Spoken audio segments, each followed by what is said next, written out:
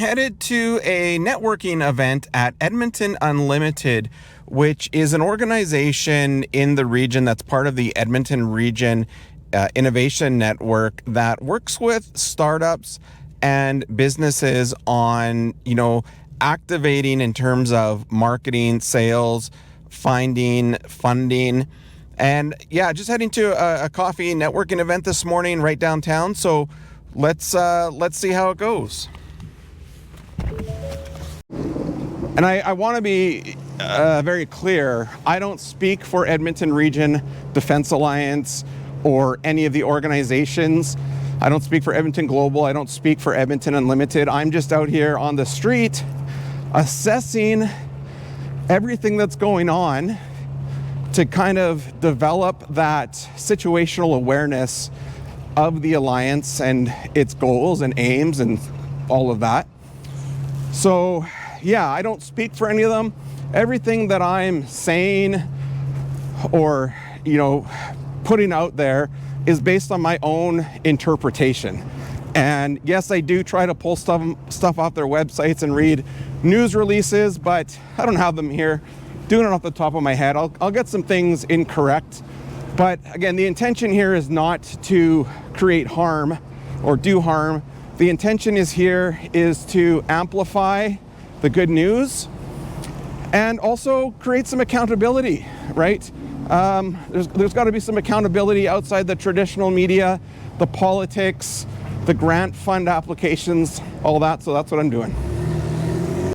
Not sure what happened to my sound on the camera, but it cut out for this clip. Anyway, Edmonton Unlimited is located right in the heart of Edmonton on Jasper Avenue at 101st Street. And, leading up to it, it's a very centralized spot, right? This is the Edmonton Unlimited building. It's quite a large building. And if you look just to the east in the direction I'm walking, you'll see the Alberta Machine Intelligence Institute is right next door. I attended the community coffee event at Edmonton Unlimited, and I didn't take any photos or video inside, mostly because I didn't really read their terms of policy on, if you can film inside or not. But it's a very nice facility, massive sort of networking kitchen area. They've got a cafe area with like 3 coffee makers, 4 dishwashers. They were serving bagels and things like that. So really great place to come together with a community. While I was at the networking event, I met with some AI developers. I met with a young man who's doing sort of this laser engraving business on, metals, where you can get like your pets memorialized on them.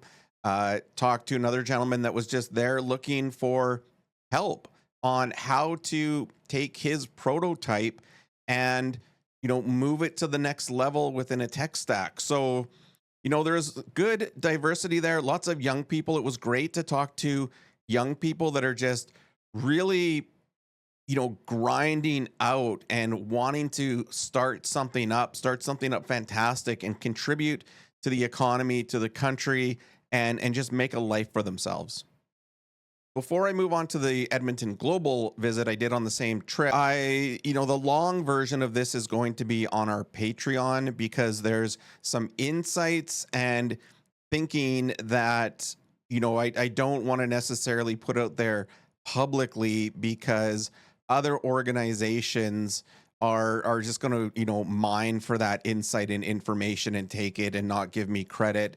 So if you're looking for, the full insights I have, not only on the Edmonton Unlimited visit, but the larger conversation around the Edmonton Region Defence Alliance, head over to our Patreon and sign up for that. Also, what I'll be doing on the Patreon is structuring some live streams around this topic for those that want to get additional insight and information as we move along in our assessment of what's going on in Edmonton, Alberta, and Canada, the North, and the Arctic in the defense industry.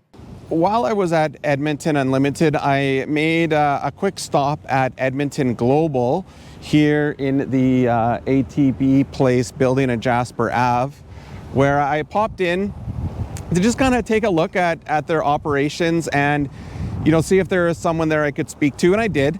But of course, I haven't gone through their communications and marketing department, so I didn't take any shots in there, and I'm not going to go too far deep into what was said.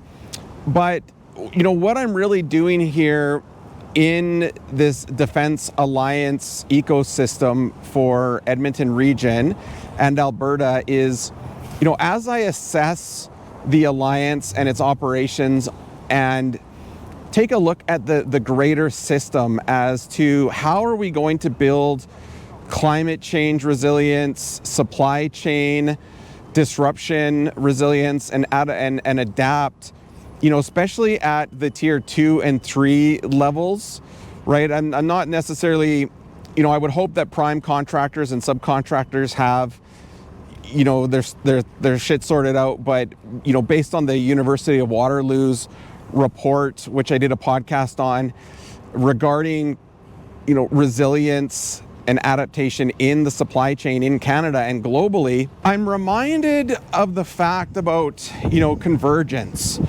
during disasters and crisis, because large entities like the government, big national, international organizations, big not-for-profits, there's always a time where the local capacity, the social connections, the cultural piece can act really fast, and they can put out information, news, insight, commentary a lot more quickly because they don't have to go through, for example, I don't have to go through a bureaucratic communications team and marketing team. I can kind of just come out in the street right now, do this video, have it up on YouTube in minutes. As the Edmonton Region Defence Alliance and all the big entities kind of move forward, they're gonna have to also understand that someone like me is going to come out and amplify what they're doing quite quickly. And if their messaging isn't super accessible, then they're gonna fall behind a little bit. And that's not